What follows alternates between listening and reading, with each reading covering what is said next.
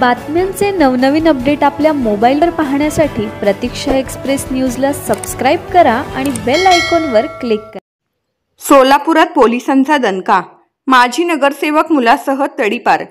सोलापूरच्या पोलिसांनी मोठा दणका दिला असून गोवंशीय जनावरांच्या कत्तली करणाऱ्या माजी नगरसेवक इब्राहिम कुरेशी याच्यासह त्याचा मुलगा अलीम कुरेशी या दोघांना सोलापूर आणि धाराशिव जिल्ह्यातून तडीपार केले आहे। इब्राहिम खाजासाब कुरेशी वय 52 वर्षे, राहणार शास्त्रीनगर, अन्सारी चौक, सोलापूर।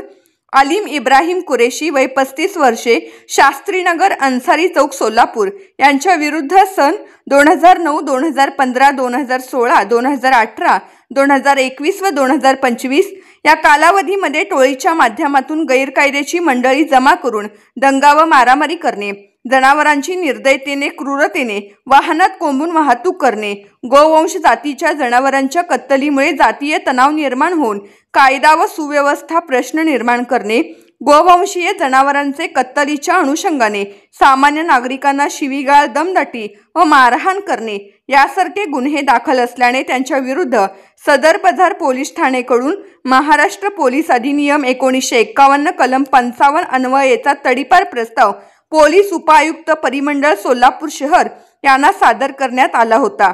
सदर प्रस्तावाच्या अनुषंगाने श्री विजय कवाडे, पोलीस उपायुक्त परिमंडळ सोलापूर शहर यांनी कार्यवाही करून त्यांच्याकडील तडीपार आदेश क्रमांक 2012-2025 दिनांक 4/8/2025 अन्वये टोळीतील इसम नामे इब्राहिम खाजासाब कुरेशी वय 52 वर्षे, राहणार शास्त्रीनगर, अन्सारी चौक, सोलापूर।